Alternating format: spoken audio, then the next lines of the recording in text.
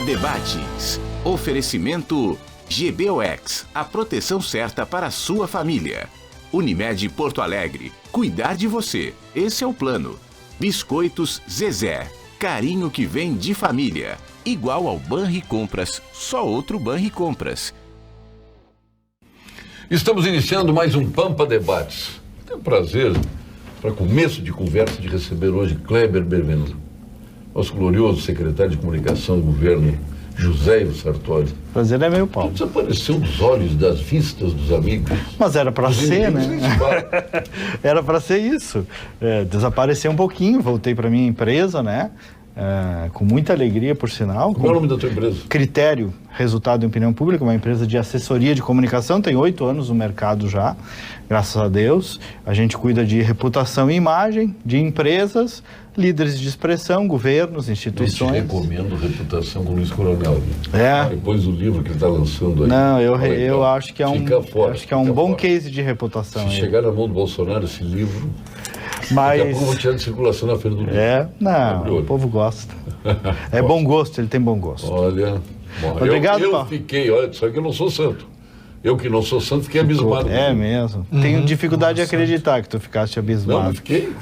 Verdadeiramente. Obrigado pelo convite, Paulo. Estou feliz de estar de volta. Tem que vir sempre, né, sempre que posso. Você não pode sumir. Mas agora um pouco mais discreto, iniciativa privada, né? Mas cumpri um bom... Ligaste para a dona Maria Helena.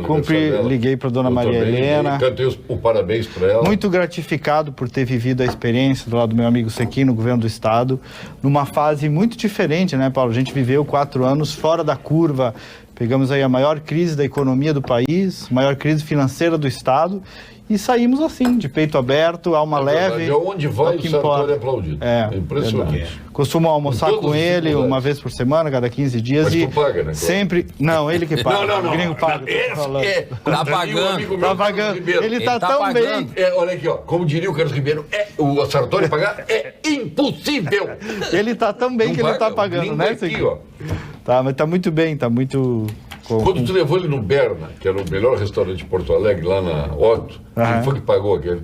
Aquele não me lembro agora. Foi o Fuscaldo, no mínimo. Deve ter sido, não sei. Mas eu sei que comigo ele paga, sempre corre na frente, uma relação meio paternal. 2 gringos também. 2 gringos.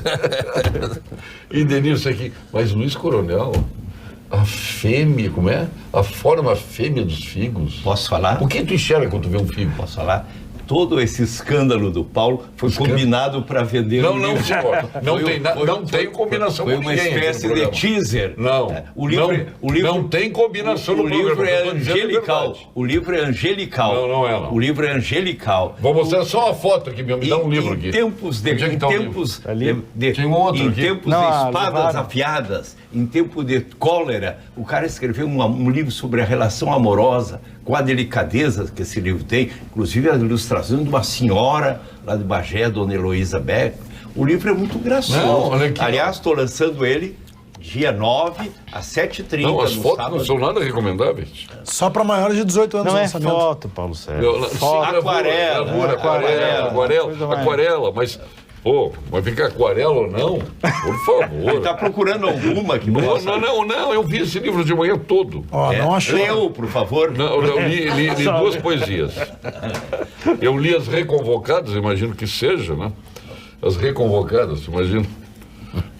Mas abre qualquer um que eu leio. Olha as gravuras do livro. Agora, qual é o título dessa poesia? Repentinas e retardatárias. O Paulo, quem vê no ato do amor uma indecência, está perdendo as dádivas da vida. Olha, o que é isso? Qual é a leitura de vocês disso aqui? Isso é uma coisa bonita. É uma relação amorosa. O que tu vês quando enxerga o figo? Eu vou botar... Tu vê o figo aberto? Eu vou botar que esse livro é proibido para as virgens. Meio, assim? Ele quer que foi proibido para virgens. Não, isso aqui não vai entrar. Posso ler um poema para eles fazer? Vai acontecer o que aconteceu agora, lá. Direito e defesa. Crivella. Abre um aí para eu ler um poema. Abre um aí para eu ler um poema. Direito e defesa. Depois, agora não. Tu abre uma página e eu leio. Vou deixar tu te acalmar um pouco. Tá bom, por certo. Só quero dizer o seguinte... Segunda-feira... Sabe qual é? Coronel não é o posto mais importante do Exército. É tenente-coronel, sabe por quê? Por quê? porque tem o poder do coronel e a tesão do tenente. Eu é que sou Que pena que tu não é... Eu é que sou pornográfico. Segunda-feira estarei entregando 300 livros para as crianças de escolas carentes de Porto Alegre. Que bom. Esse que livro aqui, se o Crivella é prefeito, 300. ainda bem que é o Marquesão prefeito. É bom? Se é o Crivella, tu tá fora da feira. Obrigado, Paulo, por toda essa atração de conferir seu Mas livro. quando tu não me respondeu, quando tu abre um figo, quem tu enxerga? Eu vejo Feminino? a doçura de um figo. A forma fêmea dos figos é tirada de um poema de Ernesto Vaine e ele está se referindo aos gomos da Catedral de São Sebastião de Bagé. O que tem a ver com a fêmea? Isso aí. Forma, eu lembrei que é a forma do corpo das mulheres. O feminino de figo, o que seria? Fala, ô Denilson aqui. O feminino de figo lá no interior? Sim, na Itália. Aqui eles iam pro Papa, fica, e ele levou um susto, né? Não entendeu? Olha a Figa. pornografia. Pô. É verdade. Daqui a pouco tira o programa do ar aqui. Não, mas nós aqui estamos falando sério. Tá na hora das pessoas valorizarem a poesia, a arte. Muito obrigado. Tem muita gente que ainda não aprendeu a valorizar. O livro Ainda é bonito. Não comprem esse livro na Feira do Livro. tem gente. Não recomendo. Eu, por exemplo, agora já fiquei curioso, vou comprar. Claro. Só para ter o autógrafo. Eu não sei nem porque fica. Eu comigo, vou né? ler um poema, vejo vai um desmascarar o Paulo. Eu vejo Tá na hora de pecado. desmascarar. Nesse. Tá puritano esse Paulo Sérgio. Ei, Leonardo Talamar, o que tu acha? Olha, eu vou olhar com mais vagar o livro para depois formar a minha opinião. Olha, eu vou citar Oscar Wilde. Todo moralista quer o monopólio de moralidade. Sabe quem que eu me lembrei? O do Aldo Julião, ouvindo ele. E folheando o livro? E folheando o livro, aquela aula que ele deu. Sim, numa pra Expo Inter. tua esposa quando era noiva. Numa Expo Inter, exatamente. Foi uma aula. Foi. Correu meio mundo da Expo Lá Inter. na Casa da Pampa, né? É verdade. Foi esvaziando a sala, Foi lembra? esvaziando a sala. Não é meu caso, né? Não. Obrigado. Um abraço ao Aldinho. Grande Aldinho, querido. É verdade. Vem cá, se a esquerda não se comportar, vem um AI-5 aí. Acho que não. Deve ser o AI-6 agora. Acho que não. Foi Come artilharia, o Bolsonaro de artilharia, e é o AI-6.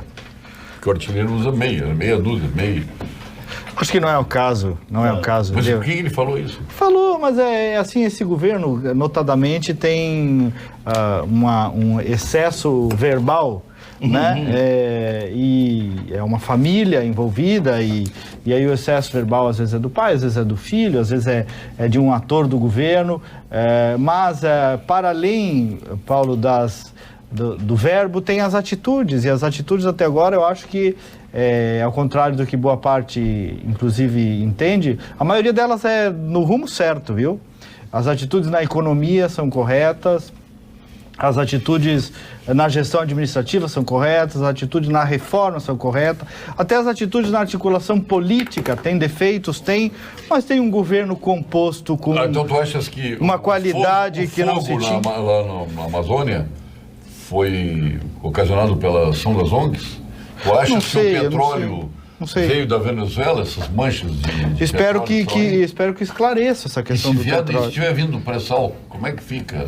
Acho que isso precisa ser esclarecido. Há uma nuvem sobre essa questão. Isso deve dizer a autoridade. Não, Temos que investigar, vamos abrir sindicância, inquérito, o que quiser, para investigar a origem do fogo e a origem das manchas de petróleo. Não dá para sair acusando todo mundo. Aí vem a história, se a esquerda não se comportar, vamos fazer um ato institucional. Mas a esquerda olha, a esquerda não está dizendo nada. E o que irrita mais é que a esquerda está muito quieta. Estrategicamente está quieta, não diz nada. Que é preocupante. Os próprios que dizem contra os mesmos. Tem um fenômeno. A briga está entre os próprios. Tem um fenômeno aí que o maior. Olha, está falando aqui, votei no Bolsonaro. Deixa só. Paulo, o maior inimigo do governo é interno, eu também acho isso, que são seus próprios erros, digamos, de macrocomunicação e de macropolítica. E uma das maiores fortalezas, para concordar contigo, eu tenho até escrito um pouco sobre isso, é realmente os adversários. Realmente a esquerda perdeu grande parte do poder que ela tinha de conexão com a sociedade, de narrativa, de reconstrução da narrativa. Não tem nenhum discurso de pé no país. O Bolsonaro faz com a pauta do país o que ele quer. Joga para cá, traz de volta, joga para o outro canto da sala, traz de volta. Isso é completamente novo na comunicação política. Desacreditada, ela perdeu e atordoada, né, Sequinho? Atordoada. Mas ninguém nem ela acredita nela mesmo. Não pode acreditar, porque ela não usou a verdade, então ninguém mais acredita. Mas está completamente quando ela fala a verdade. Agora está falando alguém aqui, daqui a pouco não é PT isso. Eu sou um cara que tenho saudades do tempo do Geisel. Geisel? Tu não tem saudade? O mais estatizante dos governos militares. Tu não tem saudade? Eu era muito jovem naquela época. Então... Eu não tinha nascido. Por isso que eu tenho saudade. Também não. Eu tinha 28 anos, eu não tenho saudade do tempo do Geisel. Eu não por causa disso. Estatizante, um governo estatizante do Geisel. Mas tu está falando isso? Sim. Mas a tua esquerda é mais estatizante que a tua esquerda, Um bom governante tem que dar passos à esquerda no que significar apelo social e dar passos à direita no que se refere inovação, empreendedorismo.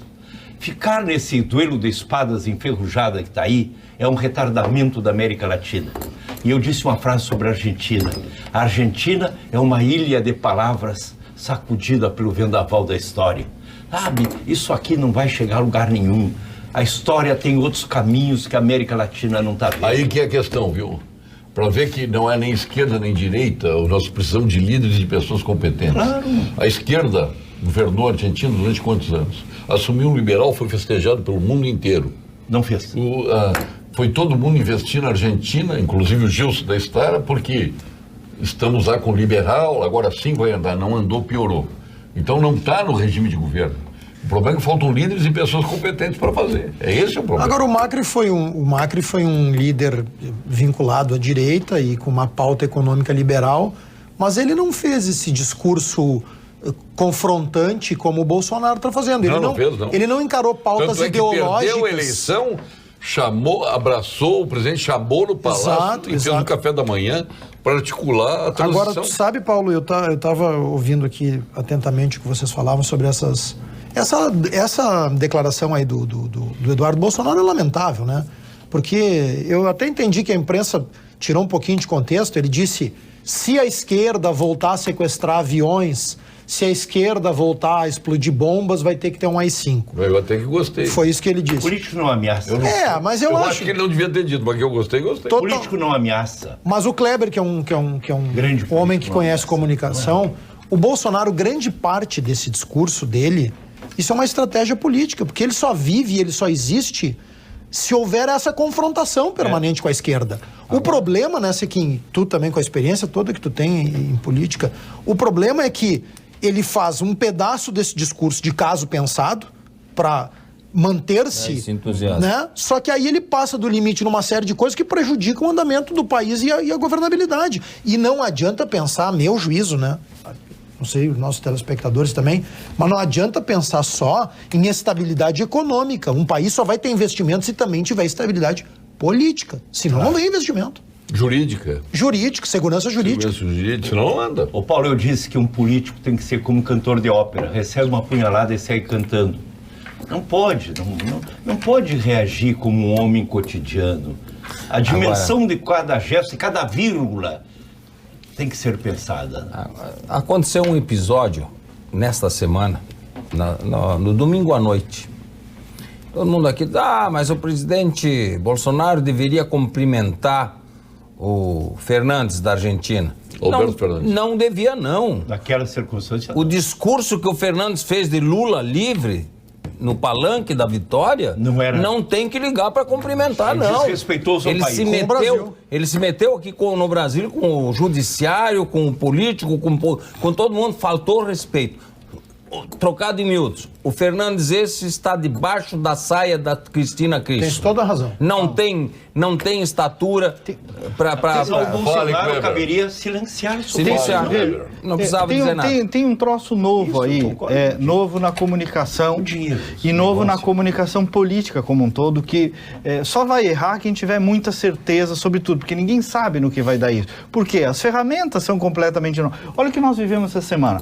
Uma grande emissora emissora de televisão, a Globo, lança uma reportagem que coloca o nome do presidente dentro de um homicídio contra uma vereadora. Na mesma noite, o presidente da República abre uma live ao vivo e tem uma reação.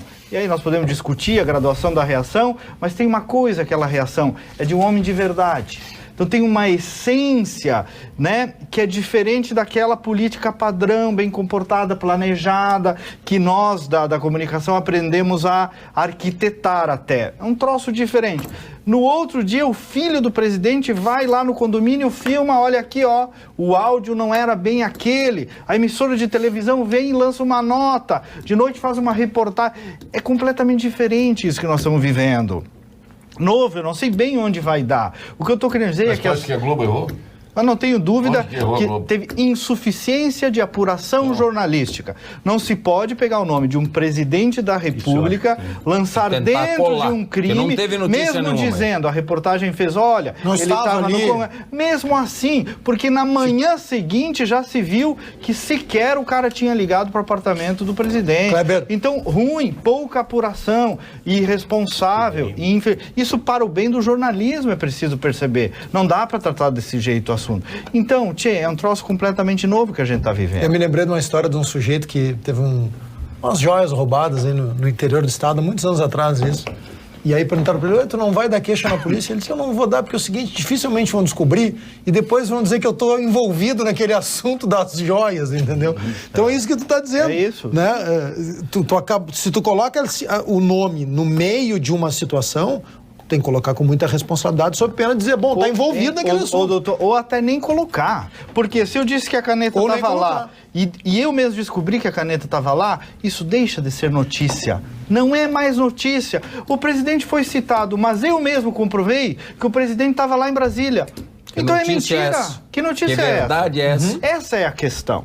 Né? Então a reportagem foi toda direitinha, mas o erro está na origem. Questionado também por que tanto atrás do Ministério Público em fazer averiguação, por que o negócio tem segredo de justiça. É porque a Globo não queria saber disso, a Globo queria saber Estou dizendo no aspecto legal da coisa. Está em segredo de justiça, está em segredo de justiça. Como é que chega a Globo, um assunto desses? Como é que o Ministério Público, antes de uma denúncia dessa importância, envolvendo o presidente da República, não parte para uma investigação logo? Apresentou o resultado um dia depois. Mas um dia depois? Não, um dia depois deu um ano depois. Um dia depois que a Globo divulgou, porque aquele depoimento foi dado há um ano atrás. Há meses e meses. Ô Paulo, há um dado triste em tudo isso, é que todos esses fatos que não têm influência direta com a resolução dos problemas brasileiros dominam a pauta. Quando os assuntos que deveriam dominar a pauta são aqueles referentes à resolução dos problemas brasileiros. O dilema do governo Bolsonaro é este: reduzir ao máximo o desemprego e apresentar índice de crescimento econômico solidário. Este é o dilema. Se conseguir isso, é um governo bem-sucedido. Se não conseguir, babaus. E eu digo para concluir, o Partido do Povo não é de esquerda nem de direita. O Partido do Povo é a esperança. Quem pauta a esperança, quem fornece esperança, recebe o poder em suas mãos. Para mudar um hábito, ouça este recado da Unimed. Mudar um hábito é vencer desafios todos os dias. Eu desafio você a colocar mais cor no seu prato. A fazer amigos no modo offline. A respeitar o planeta, nos mínimos detalhes. A fazer da gentileza uma prioridade. E mesmo quando parecer impossível, ser mais forte que o sofá. Acesse mudeumhabito.com.br e escolha um desafio para você e compartilhe. Cuidar de você. Esse é o plano Unimed. Viu só? Aqui o bem-estar está sempre em pauta. E vamos agora às informações do CREMERS, do Conselho Regional de Medicina do Rio Grande do Sul. Plantão CREMERS. Dominou a área da saúde, tens razão. Nós estamos com uma neurose de ansiedade, sabia? Todo mundo está com essa neurose de ansiedade. Os problemas da saúde no Brasil não se resolvem com a simples contratação de mais profissionais. Não faltam médicos, faltam estrutura e condições de trabalho. A abertura indiscriminada de mais cursos de medicina, que eu chamo de faculdade de medicina, tem feito a qualidade da formação cair consideravelmente. Precisamos priorizar a excelência. É isso que o CREMERS defende. Acesse por maissaude.com.br e saiba mais. Agora uma dica exclusiva para você. Que tal colecionar momentos inesquecíveis? A Unicred, além de dividir as sobras e aplicar o desenvolvimento de sua região, você ainda pode contemplar a sua vida com certificados de ouro, cartões presentes, vales viagem e títulos de capitalização com valores equivalentes a uma Mercedes GLA. Esta Mercedes GLA 200 é igual a do Denil Sequim que está na frente. E o Jeep Compass. Unicred Collection, para colecionar este momento, fale com o seu gerente ou acesse unicred.com.br/central-RS e participe. Grandes histórias, Luiz Coronel, não começam no teu livro.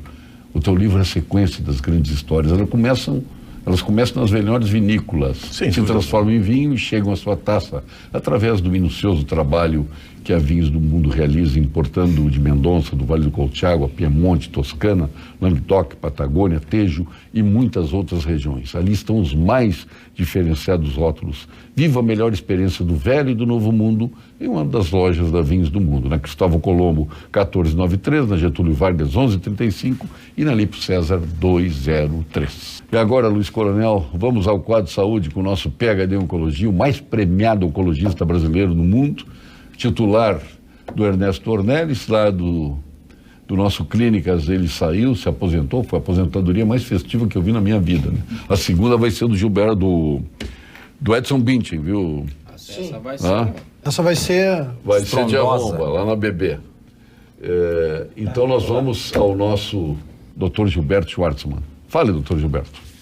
Olá, Paulo Sérgio, tudo bem? Você que fez 50 há poucos dias, já falou com o seu médico sobre o exame do PSA para prevenir o câncer de próstata, já? Que bom, Paulo Sérgio, pois é assim que os homens que amam a vida como tu e querem viver muito tempo devem agir. Meus parabéns. Não esqueça, medir o PSA no sangue a partir dos 50 previne o câncer da próstata. O Edenir Sequim faz todo mês. Não, mas foi um controle rigoroso. Olha, o PSA. Chegando, eu que sou jovem, bem mais jovem que o Paulo Sérgio, eu só faço o PSA, mas não precisaria fazer o detox. Faço também, já fiz muito. Porque gosta? Porque eu acho que é obrigação do homem fazer isso. Aos 50 anos, eu já fiz 50 anos. E faço o exame. Recém fez. Faço o exame. 50 toques, ele veio um susto. 50 tons de cinza. Não é 50 toques de cinza. Então eu acho, nós estamos chegando, cuidando da saúde, fazendo o nosso Outubro Rosa, para cuidarmos das nossas mulheres, das mulheres todas, para prevenção do câncer de mama, principalmente. E os homens têm que começar, aqueles que ainda têm preconceito, a perder esse preconceito e fazer o exame. O Novembro Azul já está chegando, vamos botar a fitinha azul, mas fora da fitinha. Ter a atitude de fazer o exame. Então vamos para a atitude. Exame detox. Com atitude, quem vai ganhar a Prefeitura de Porto Alegre? Eu que não vou dizer. Paulo Sérgio, sabe? Tu sabe, mas não diz? Não, ninguém sabe.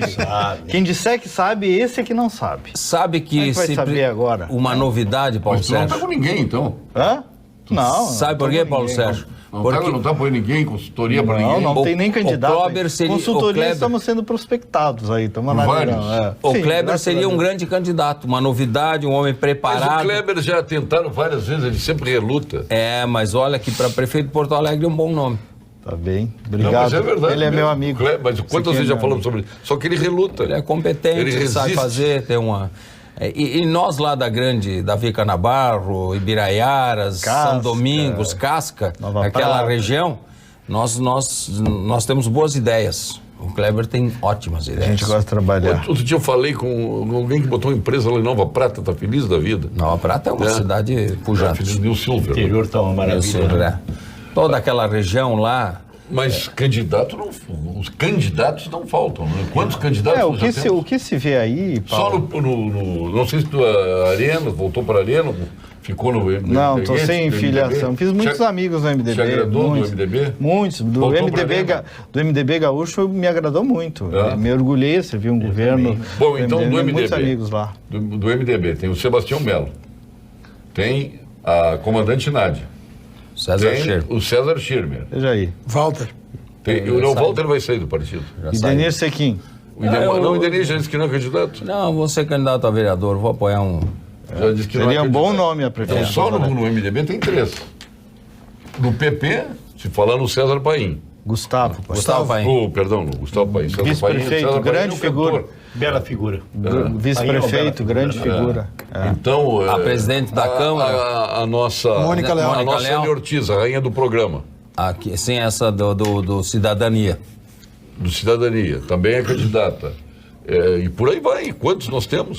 O nosso secretário, o secretário da Bala, também é candidato. Quem é o secretário da Bala? Quem é o secretário da Bala? O Rui? Rafão? O Rui. Rui de Garay. Rui de Garay, também disse. Tinha outro da Bala, não? Não, tem o Rafão, né, que também é policial. Municipal. Então... Isso cria essa já estão falando que o PT, Bibo quer ser candidato único, também. Né? E o DEM, hein? O DEM tem alguém? O DEM... Tem, bom, eu sei que lá em Não Me Toque tem candidato o DEM. Não, aqui... Que é o Gilson Trempol lá. Sim, o Gilson. Mas ele tá aqui. Mas não é é que eu sei das coisas. Certo, ele já foi avisado? Conversar mais comigo. É verdade. Estou destreinado. O Gilson já foi avisado disso? Se o Gilson for avisado, ele pediu uma aproximação com o DEM. Ele já falou com o nosso chefe da Casa Civil. Sabe? O filho, o Rodrigo. Autorizou. O deputado Rodrigo foi a Não Me Toque. Está acertada a candidatura dele. Só se ele reacorda, mas que ele é candidato. Mas o DEM aqui em Porto Alegre... Até de Não Me E Toque. tem o prefeito Marquesan, não sei por que tu não falaste. Mas esse disse que não era candidato, eu até acreditei, mas é. Né? Candidatíssimo. É candidato. Candidatíssimo. Mas ele disse que não era candidato. Quem tu ia falar do DEM? De Porto Alegre, o DEM também, provavelmente tenha candidato. Quem é o candidato DEM em Porto Alegre? Até pouco tempo era o doutor Tiago. Não sei se continua, não falei com eu falei ouvi, com o doutor Tiago. Mas como o doutor Tiago é mais corporativista público, provavelmente ele tenha dificuldade no DEM. E aí eu acho... Mas por que o DEM tem alguma coisa a ver com o funcionário público? Contra? Não, acho que contra ninguém é contra o funcionário público. Mas onde é que tem compatibilidade? A favor do então? funcionário público que Aonde trabalha, que presta serviço à população, todos nós somos uma pauta mais liberal, de diminuição do tamanho do Estado. Acho que é isso que ele não gosta do funcionário público, ele é contra o delegado. Ele quem? O Sequim? Quem? O Sequim. Não é verdade. Pô, derrubou o delegado na calada à noite lá no... Quem derrubou o delegado não fui eu. O problema é da suplência. Tem que reclamar da população e, principalmente, o delegado tem que reclamar do PDT. Até o Pompeu de Matos fez uma tuitada e depois fez um documento. Eu não entendi, Pompeu. Não entendi. Cuida dos teus vereadores, que nós cuidamos dos nossos. Mas por que coligação, então? Mas a coligação é para eleição, só que ele não se elegeu. Olha, um querido amigo, o delegado Cleito, mas ele entrou mal nessa... A suplência é feita. Ainda bem que acabou essa... Mas a suplência, o que acontece da suplência? Na majoritária? A titular da vaga quis voltar para a Câmara. A comandante Nádia, ela disse aqui disse ontem, nessa semana. Ontem ela disse aqui. Mas ela não tem que ficar vermelha porque ela é titular da sua vaga. Me lembrei de outro candidato. Ela é titular da vaga, ela não tem que pedir licença para voltar. Maurício é candidato também? Não, se cogitou, né? Pelo PTB dele concorrer à prefeitura, né? É mesmo, olha, e já... Eu tô aprendendo aqui. A comandante... E o PDT? Quem? E Juliana Brizola. Tem dito que vai. PDT. E tu esquecesse da esquerda também, né? É um cacho de Manuela. Cacho de candidato. A Fernanda Melchior, né? Fernanda Melchior. Ontem ela declarou que está muito feliz em disputar uma prévia. Pelo PSOL? Pessoal. Eu acho que vai ter uma disputa. O PSOL, o PT... PDT. A Manuela Dávila já é mais PT do que PC do B. Eu não tenho dúvida disso. Então, os puxadinhos começaram a fazer parte da Casa Maior. Então... Então eu acho que vai ter muita água para... De uma coisa eu tenho certeza. Se trouxerem para cá essa discussão que a Manuela e companhia colocam de Lula livre e de não sei o quê, de novo, é o primeiro passo para continuarem relegados à insignificância. Porque no município as pessoas querem solução dos problemas. Acho que não vão. trouxeram até agora e não vão Se a candidata for a Manuela, acho que tem... Também acho que vão trazer. Pegou o contra. Então vamos lá, Lula livre. Vamos imaginar o Lula livre. O que vai acontecer no país? Pro Bolsonaro é maravilhoso. Lula livre. Para mim também. Então começamos a analisar. O Bolsonaro não vive sem o PT. Isso? Me parece que sim. O oxigênio do Bolsonaro é o PT, é isso, Pedro? Eu acho que é isso, mas não é só isso, não. Veja só, deixa eu dizer umas coisas. O Bolsonaro conectou algumas pautas e continua conectando que estavam adormecidas no ambiente dos partidos políticos todos, especialmente dos de direita e dos de centro-direita, tipo MDB, PSDB. Vou dar 2 exemplos aqui. No índice de insegurança que estava o país, nenhum dos grandes partidos do país tinha segurança pública na pauta da sua prioridade. Nenhum partido falava disso, um troço doido. Veio um cara, falou, vou falar de segurança, bandido é bandido, mocinho é mocinho, vamos organizar essa porcaria. Pô, o cara falou. Então não é só PT, e os índices já estão mostrando. Mas a principal é o antipetismo. Mas eu estou dizendo, o que eu estou tentando dizer, que tem uma coisa... Não é só antipetismo, é antibanditismo. Tem uma coisa mais profunda. Tem uma coisa mais que o cara conseguiu conectar, ele conseguiu... Outra coisa, só mais um exemplinho. Civismo. Um troço de que não se falava mais, uma bandeira. O cara trouxe isso de volta, de algum modo, do jeito... Não, quer dizer que tem uma alavanca emocional que o cara puxou e que ninguém estava puxando. Então, é antipetismo, também acho, mas tem mais coisa que esse processo é mais profundo do que apenas isso. Agora, essas 2 pautas, esses bons exemplos que tu desse, são pautas que os partidos de esquerda, e notadamente o PT, tratavam, por exemplo, segurança pública. A esquerda sempre tratou com frouxidão a questão da segurança pública. Então ela também está conectada, né? Condescendência. Essa questão também está conectada. Tá certo. Mas o que eu estava pensando quando vocês falavam é que as eleições... Pode fazer um ex-esquerdista vai falar agora. É um esquerdista arrependido. Depois que ele se reencontrou com o Mourão... Sempre digo. Mourão é um primo, tem uma relação de família, sobretudo. Ele já tem o nome coronel, mas não era milico. Agora ele já milico. Não tenho fronteiras ideológicas e sacramento as relações de família. Então, além desse patamar aí. As eleições brasileiras, eu vivo dizendo... São sempre momentos simbólicos e simplificadores. Se elege Fernando Henrique contra a inflação. Se elege Jânio Quadros contra os gastos excessivos. Se elege Collor contra o Marajá. Se elege Lula pela inclusão social. Se elege Bolsonaro sob um símbolo de antiviolência, anticorrupção. Mas sempre antipetismo. O petismo é uma arregimentação, mas não é a ideia central. Ele é um dado arregimentador, mas não é a ideia de campanha, não é? O que me parece é que com símbolos unitários de campanha, não traz junto um projeto de nação. Traz um símbolo muito rápido, muito lanchonete. Não é um projeto de nação. Eu sou contra a inflação, eu sou contra as armas, olha aqui, não basta. É preciso um projeto de nação com cabeça, tronca e membros. Cabeça, tronco e membros. E eu não vejo isso na sequência de eleições presidenciais. Acho que o último grande projeto brasileiro que houve, com tudo que se possa dizer, foi Getúlio Vargas. Que não resistiu. Morreu no Mar de Lama. Que não resistiu à democracia. As transformações que ele trouxe. Isso quando ditador. Quando foi eleito pelo povo, ele não resistiu à crítica do Lacerda. Não, e eu quero dar um dado. Eu fico preocupado. E eu quero... E denúncias contra o governo. Foi a ditadura, já que ele é tão contra a ditadura, foi a ditadura mais arbitrária, mais tenebrosa que nós tivemos, foi o Getúlio Vargas. Filinto Miller. Mas eu quero trazer um dado aqui, discordando um pouquinho. Modificação econômica. Getúlio tira o Brasil do coronelismo para a possibilidade de um Brasil moderno. Como Juscelino. Então é ele o culpado? Como Juscelino. Não, culpado não. Então não quer um Brasil moderno? Quer o Brasil arcaico, coronelista? Tá bom, mas onde é que estava a modernidade? O quê? O Barão de Mauá pertencia... Ao Império. ao Império. Outra história. Tá bom. Aliás, não teve o suporte de Dom Pedro II. Havia um ciúminho caseiro. Eles eram brigados, os Havia um dois. ciúme caseiro. Mas eu quero só lembrar... Mauá de Arroio Grande.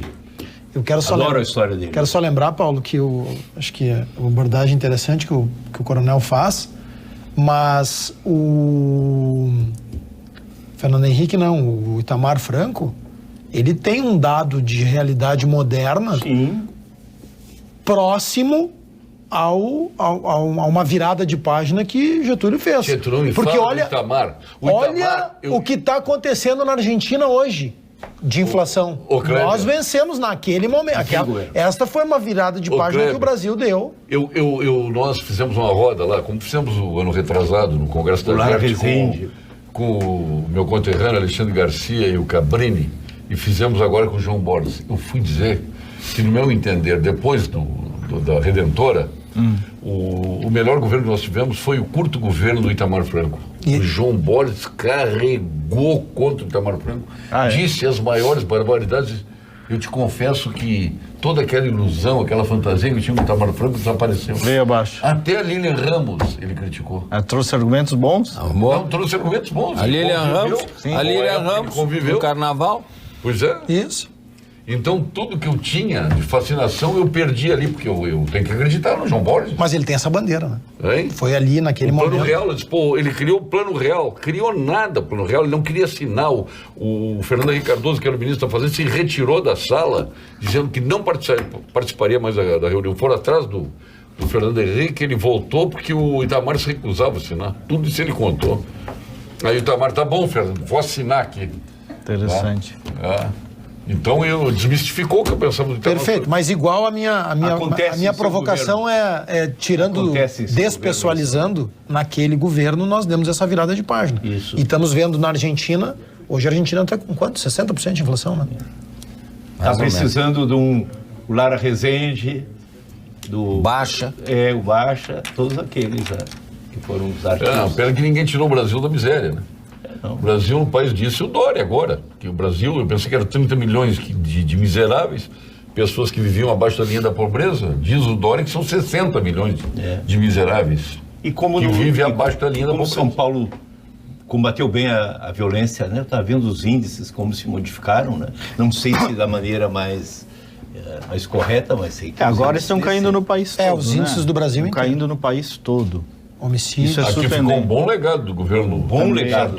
Ficou. O César Schirmer. E diga-se de passagem, o delegado Ranolfo, que é vice-governador e secretário de Segurança, deu seguimento. Ele faz questão. Onde ele fala, verdade. Ele diz, eu dei apenas... Disseram que o governador Leite na Sinduscom, no Sinduscom... Eu estava lá, o governador Leite fez essa referência que os erros e acertos vêm junto, desde... Humanizada a festa pelo institucional que nós criamos, falando sobre os operários que trabalham nas obras, né? Tirado aquela euforia dos presidentes, os operários que constroem os edifícios.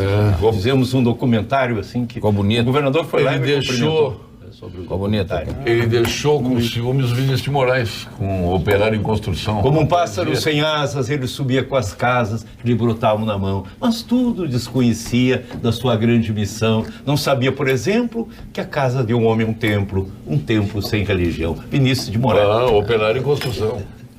Paulo... Isso aí nada mais comunista que isso, na época se dizia. Não, eu ouvi... delicadamente humano. Eu adoro essa poesia. Eu ouvi um ministro do Bolsonaro, que é teu colega, engenheiro, ministro da Infraestrutura, que do Transporte. É o melhor ministro dele. Grande ministro. Melhor ministro. Esse ministro vale a pena escutá-lo. É verdade. Qual é? Vale a pena escutar.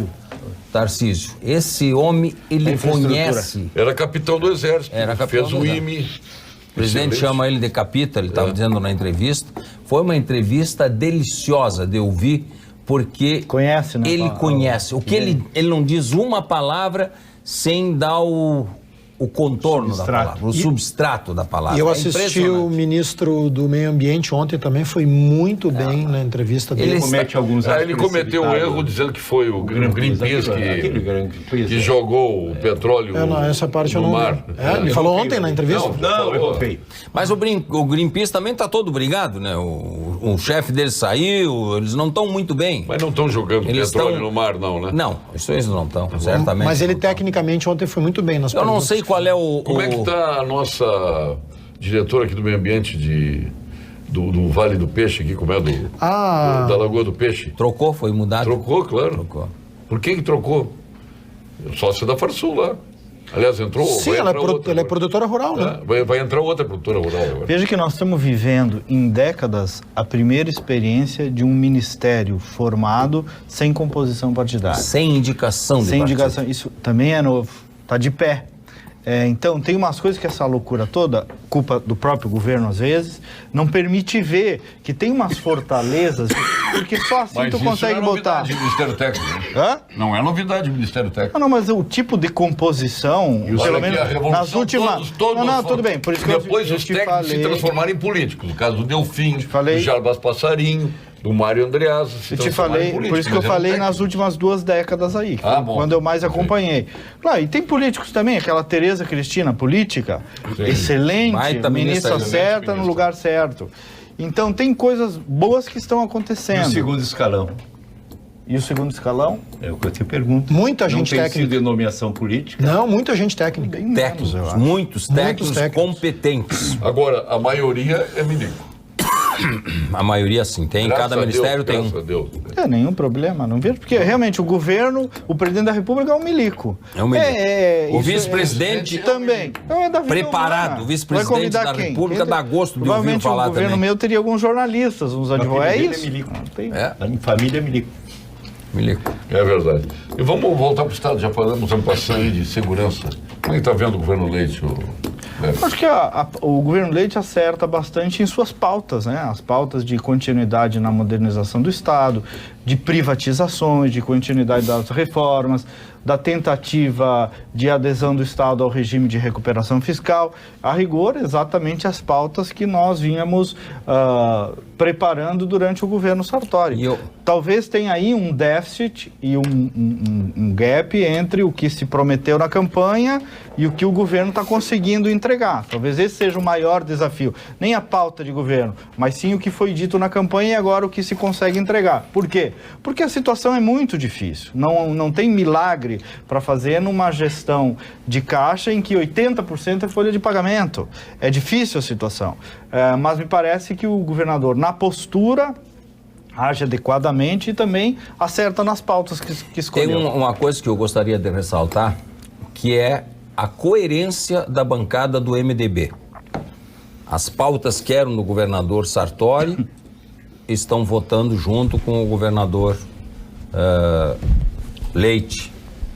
Que alguns deputados de outros partidos não foram tão coerentes assim na época da votação, mas acho que... Antes tarde do que nunca. Veja, nós tivemos uma evolução significativa, na linha do que o Sequim está dizendo, na composição da Assembleia Legislativa. Para mim foi uma evolução. Por quê? A bancada do PTB, por exemplo, não votava com o governo nessas pautas de modernização. E agora está votando todas com o governo. Que bom! Tem uma bancada do Novo aí, uma bancada do PSL. O PT diminuiu representação. O PCdoB não tem mais representação. Então, houve uma evolução no modelo político da Assembleia Legislativa, o que facilita a aprovação desses projetos de reforma de Estado, que também foi um fruto, eu acho, de uma pauta que a gente colocou na mesa da sociedade gaúcha, e isso é mérito do governador Sartori, que decidiu comunicar a crise. O coronel sempre lá me dizia, cuidado, é preciso sinalizar a esperança, não me esqueço nunca, e repetiu hoje aqui, a crise, ok, tem que comunicar. Foi uma aposta arriscada falar de crise, governo, porque tu tende a colocar mas falou na medida certa. O ânimo todo do Estado em risco, né? Mas era preciso fazer esse diagnóstico, parar de dizer que não, tudo é vontade política, tudo dá para fazer, é só... Não é assim, não, tá faltando dinheiro. Nem eleição se pode dizer isso. Nem eleição se pode dizer isso. Então, acho que temos uma evolução política. Agora, a situação é difícil. Não tem muita saída nesse caixa aí. E eu gostei muito de Sartori porque ele não ficou chorando leite derramado, acusando governos anteriores. Não. Nunca. Até porque, se falarmos, o PT teve quantos governos aqui no Rio Grande do Sul? 2. Quantos o PMDB teve? 4. 4. Infelizmente foi no meio dos nossos que apareceu o do PT. Não adianta dizer que foi o anterior. Não tem um culpado não é isso que eu estou dizendo. É verdade, claro. Não tem um culpado só. Claro que não tem. Pela crise. E nem é só a classe Aí política, quando os caras dizem, o Rio Grande do Sul, vê-se Santa Catarina teve um governo petista. Santa Catarina, Florianópolis, chegou a ter um prefeito do PCdoB, que era da minha terra de Cachoeira, que foi prefeito lá em Florianópolis. Qual foi ele? Só olhando no Google agora. O problema da velhice são três. Primeiro é falta de memória, os outros dois está muito distante no tempo, muito distante no tempo. Agora seja meu Ele se cobrou, está se cobrando. Estou me vingando. Pode ficar à vontade, eu não tenho esse problema, não. Mas, aí eu perguntei, o Rio de Janeiro teve governo petista? Teve. Petista? Claro que teve. Teve a... Governo do Estado? A Benedita. Benedita. A Benedita foi governadora do Rio de Janeiro. Foi governadora por quanto tempo? Bom tempo, 2 anos e meio. Nada, rapaz. Paulo, tu tem razão. No Google. Não adianta chorar. Mas eu quero dizer o seguinte, olha só. Não adianta. Realmente não tem um culpado só. O dono do Rio de Janeiro era o teu partido, o PMDB. Era o teu partido. Aquela corrupção toda vem do teu partido. Então, o Garotinho não foi do meu partido. Nem o Anti-Garotinho, o Antônio Garotinho, nem a Rosinha Garotinho. Só com a diferença nem o Brizola, nem era do meu partido. Ele não está dizendo Sérgio Cabral livre. Eu não estou falando. Eu acho que o Sérgio Cabral tem que ficar lá guardado. Olha aqui, ó. Pelo amor de Deus, eu quero defender. O Brizola fez sambódromo, linha vermelha, linha amarela. Há muita ingratidão com o Brizola. Há muita ingratidão do carioca com o Brizola. E o acordo com os morros, quem fez? Quem fez? O acordo com os morros, que nós estamos pagando, o Rio de Janeiro está pagando até hoje. Que acordo com os morros? Não é os morros daqueles árabes. Tu diz coisas concretas. E ele diz coisas assim que... Abstratas. Olha aqui, eu fui no apartamento do Brizola, ele me levou na janela. Tá? E depois conversamos, ele falando sobre o Rio de Janeiro, eu desci e o guarda me disse assim: todos esses mendigos ficam aqui na porta e o Brizola não deixa tocar nele. E uma frase que o Brizola me disse: querem que eu termine com o jogo do bicho. E eu pergunto, eles têm 120 mil empregos para me dar no mesmo dia? Um ano. Esse pessoal vai ficar assaltando? Foi pouquinho. O Brizola tem uma coisa, ninguém pode acusar ele de qualquer coisa de corrupção. Isso não. Agora, ele não fez a grande merda. Ele não fez o sambódromo. Ele fez escolas que servem para eventos. Sobre o Rio Grande do Sul. Ali são 15 escolas dentro do sambódromo. Projeto Darcy Ribeiro. Vem era a mão do Darcy Ribeiro. Sobre o Rio Grande do Sul. Realmente a nossa crise não tem um culpado só. Não tem um partido só, nem só. Mas teve gente que agravou mais. Teve. E aí tem o PT nesse DNA do agravamento da situação financeira do Estado. É preciso se dizer, isso é história política. Só ir lá na Secretaria da Fazenda puxar e ver que os gastos públicos cresceram todos durante os períodos do Brito, que todos nós aplaudimos, eu inclusive, não resultaram em nada. O dinheiro desapareceu, fizemos Jardim Sexto Babilônia lá na Expo Inter, né? Torramos o dinheiro todo e não resultou em nada as privatizações. Da CE entregamos a parte boa, o filé mignon, ficamos com a carne de pescoço. Agora tem que... Na CRT resultou a Oi, que é uma empresa quebrada. Não, tu vai dizer que tu tá com saudade da CRT. Daí não. A CRT não era para ser estatal que ela quebrou. Ela quebrou pelas más gestões que teve. Bom, mas as más gestões têm origem mas a Oi é privada. A Oi é privada. Mas bem melhor do que... Bem melhor em quê? Hoje o pobre tem celular. O pobre tem celular. Mas por que não se abriu o monopólio? Mas que o Estado não tem capacidade de fazer isso. Abrir para as empresas privadas? Ok, disso estamos de acordo. Por que não abriu? Estamos de acordo. Por que tinha que ficar no CRT? Isso não aí. é pela venda do CRT. É que o Estado não fez o dever de casa, que é quebrar o monopólio. Quebrar os monopólios. Mas agora quebrado o monopólio... E vender as concessões, porque telecomunicações é concessão federal, não estou falando do governo estadual. Até abre as concessões e bota mais empresas, como fizeram depois da venda da CRT, lá de São Paulo. Eu lembro como era. Então todo aquele rolo do Vila Longa lá. A Telefone. Do Vila Longa, que eu não quero nem lembrar, que é saudosa memória para os gaúchos. Mas nós. Que ano era o prefeito esse? Que ano era o prefeito esse? De mais ou menos que ano? Qual o prefeito? De Cachoeira, em Floripa. Grando. O Grando. Dá licença aqui. Sabe tudo. O Grando. Que ano? Lá pela década de 80. Nova Prata 80. Teve um comunista, um petista lá em prefeito de Goiânia. Ó, vamos então ao ponto final. Sérgio Grando. Vamos ao ponto final com Gimo, qualidade comprovada. Ponto final. Oferecimento produtos Gimo, qualidade comprovada. Luiz Coronel. Eu sou um cara que ama a pesquisa. Eu estou pesquisando o poder das ideias na história. 2 meninos, um com 23 anos, outro com 26, se reúnem num bar onde se jogava xadrez. Era um silêncio ali, era muito bom conversar. Da conversa desses meninos nasceu o Manifesto do Partido Comunista, que move o mundo para o bem ou para o mal. Ou seja, as ideias comandam a história. A revolução da tecnologia é uma revolução que não tem pensadores, não tem profetas, não tem ideólogos. É uma revolução de engenheiros e de laboratório. Então é preciso que a humanidade vá cavar uma ideologia, uma utopia, um sentido de persualização e convencimento e abrangência humana com essa nova revolução. Esse é o que eu penso. Eu falo nisso para chegar ao ponto. O poder dos livros. Os livros como redimensionamento da mente e da consciência humana. Para saudar a Feira do Livro. 500 mil livros colocados na praça. 600 autógrafos, entre eles Luiz Coronel, no dia 9, lançando esse livro casto e amoroso e delicado, atacado frontalmente, mas de uma forma muito promotora da obra. Minha continência. Posso ler um poema? Hoje foi aberta a Feira do Livro, 65ª edição da Feira do Livro. Hoje, com a minha presença. Claro, com a nossa presença. Eu posso ler um poema para desmascarar todos? São 4 versinhos. 24. Pode ler, eu escolho o que tu vai ler. Tu abre e eu leio, para provar a inocência do livro. Tá. O seu ponto final, Dr. Kleber. Meu ponto final é, apesar dos pesares, crer no Brasil. Tem um troço que está em voga, que é acreditar nas pessoas, acreditar na sociedade, mais do que nos governos.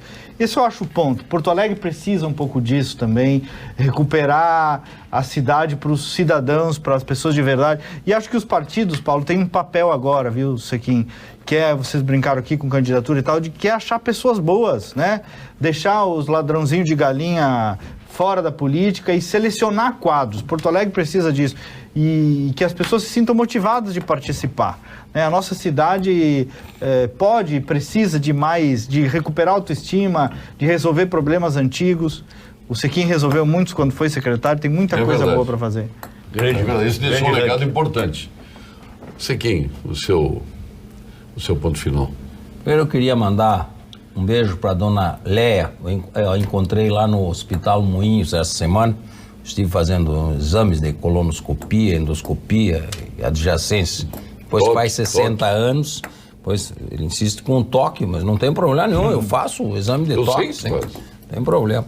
E eu queria falar sobre essas chuvaradas que está acontecendo. E pedir para as pessoas se preocuparem menos. Só falta me dizer que é Venezuela. Não, se preocuparem menos com o fim de semana. O fim de semana sem chuva. Nós estamos sempre preocupados se vai chover no sábado e no domingo. Mas eu acho que nós temos que nos preocupar com o dia a dia das populações, das nossas populações que moram perto de valões, de riachos. Essas pessoas sofrem segunda, terça, quarta, quinta e sexta-feira. E nós temos que parar de nos preocupar se o fim de semana está bom para nós irmos para os parques. É bom fazer isso, mas temos que nos preocupar com aqueles que sofrem na cidade e no interior também. Nessa semana foi uma semana terrível para o interior do estado também, com muita chuva, com muita tempestade, e eu acho que nós temos que nos preocupar. Eu não sei se isso é efeito estufa, que eu não acredito muito nisso, mas o tempo foi muito duro com o Rio Grande nessa última semana.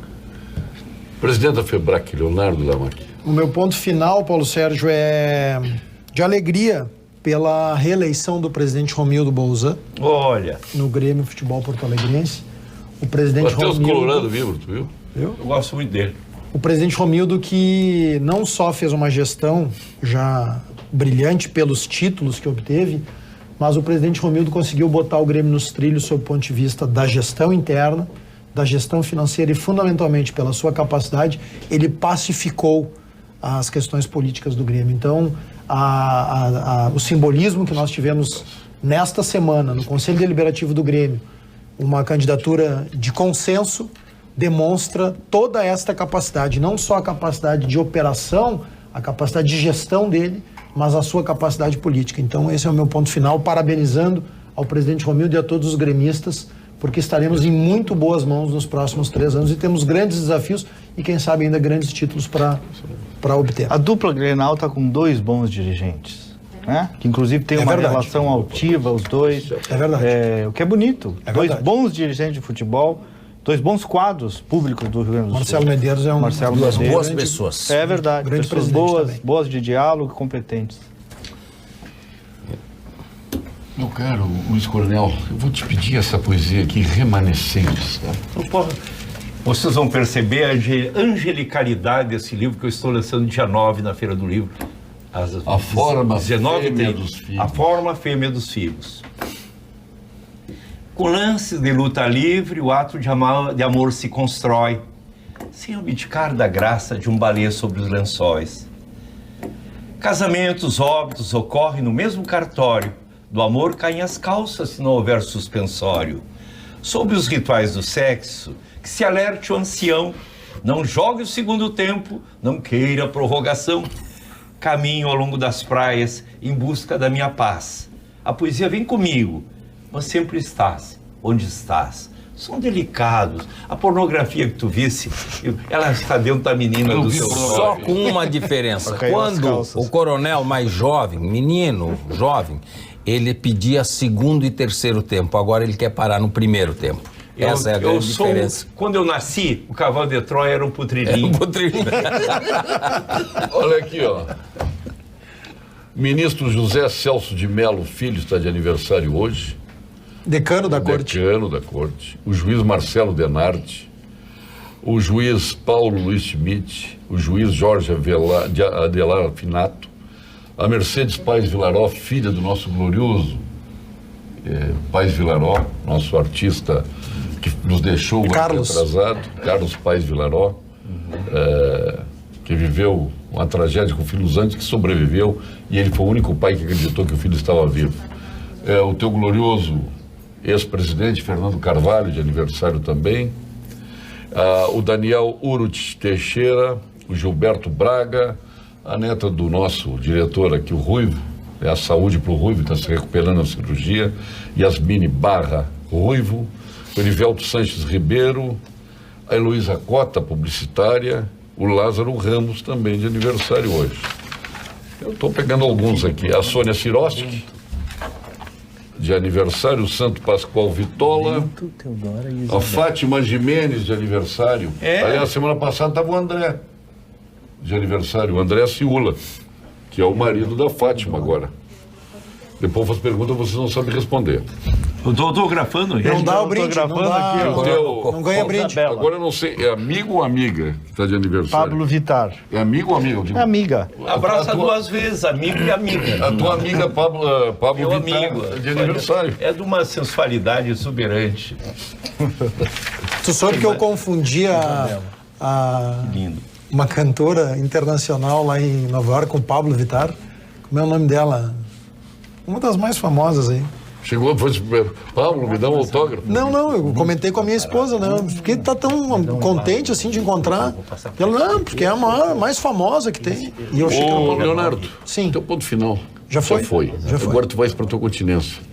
Vocês ficam xixando os dois. Minha continência. Nós não temos experiência em programa de estamos destreinados. A minha continência vai para o Coronel Amorim. Coronel Amorim, que é um exemplo de oficial da Brigada Militar. Merece mesmo. Que deixou recentemente, acho que ontem, anunciou a sua aposentadoria e tem uma folha de relevante serviço prestados. Eu não dou a minha continência para ele, por aposentadoria. Não dou para ninguém por aposentadoria. Não estou dando por aposentadoria, estou dando minha continência para ele pelo trabalho que ele fez. Era para ser comandante-geral da Brigada, ele tinha que ter esperado. Exatamente. Perdemos um grande oficial. Exatamente. Aliás, está uma debandada geral. Por isso que eu estou prestando minha continência para o Coronel Amorim. Não pela sua aposentadoria. Eu não presto, eu queria prestar para ele comandante-geral da Brigada. Estava guardando a minha continência dele para isso. É razão. E Denir Sequim? Todos. O Coronel Amorim é unânime aqui na mesa. O cara operacional, o cara linha de frente. Perdemos um grande comandante da brigada. Convenhamos. Grande verdade. Eu quero dar minha continência aos escritores da Feira do Livro. Aqueles que fazem a gente entender, um amigo meu dizia, quando você entende o abstrato no concreto, as pessoas conseguem nas entrelinhas o artista fazer. Essas pessoas nós temos que dar continência, aplaudir, comprar livros e ensinar a ler livros para quem não os lê. Então a minha continência é para Coronel, você está aqui presente, mas a todos os teus colegas escritores, poetas e aqueles que fazem da poesia e do livro uma arma para melhorar a humanidade. Obrigado. Tua continência, Cleber. Minha continência vinha subindo hoje para vir na TV, Paulo, e passei e comentei com o motorista de Uber. Duas empresas, um Sport Bar, ali perto da Casa de Carnes, fazendo obra para inaugurar uma loja, um comércio. Que coragem um empreendedor, né? Minha homenagem a quem... Que rua é isso? Ali perto da Casa de Carnes famosa, como é que é o nome? Armelim. Não, Moacir, perto do Moacir. Sport Bar. É Eucaliptus Sport Bar. Ali, no prédio do Eucaliptus. Ali onde era o Eucaliptus. Que no tempo do Luiz Coronel era Silvério.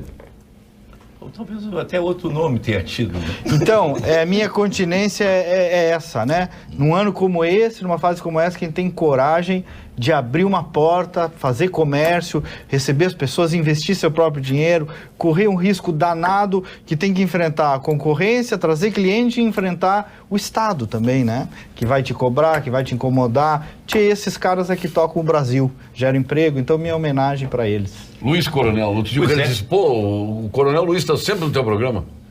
Eu digo, como assim? O poeta, o Coronel Luiz.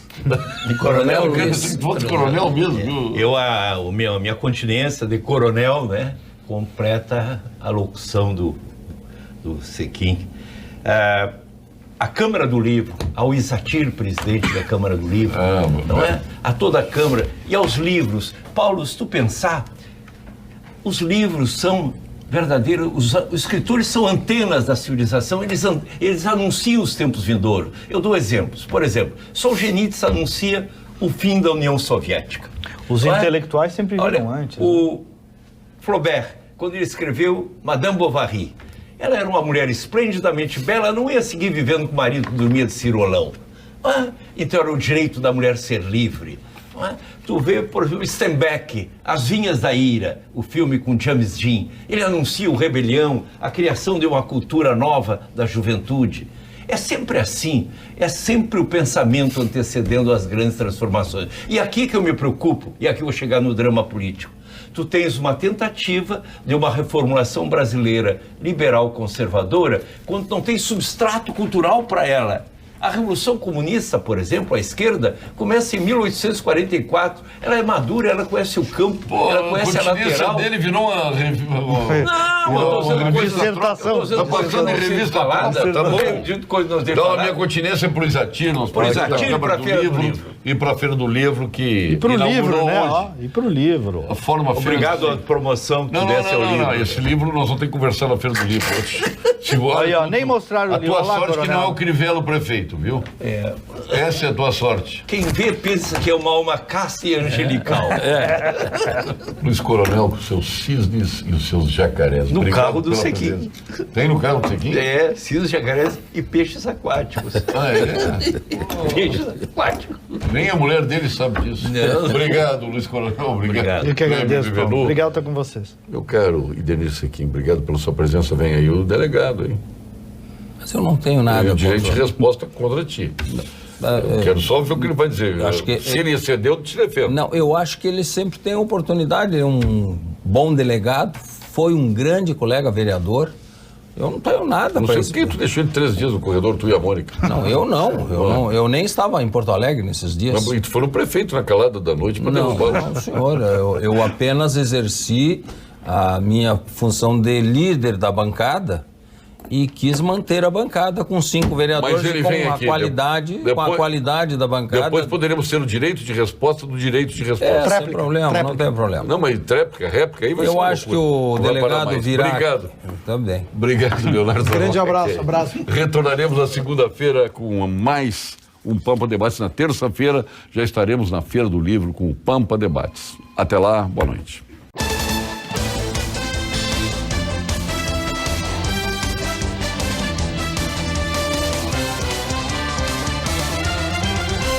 Pampa Debates. Oferecimento GBOX, a proteção certa para a sua família.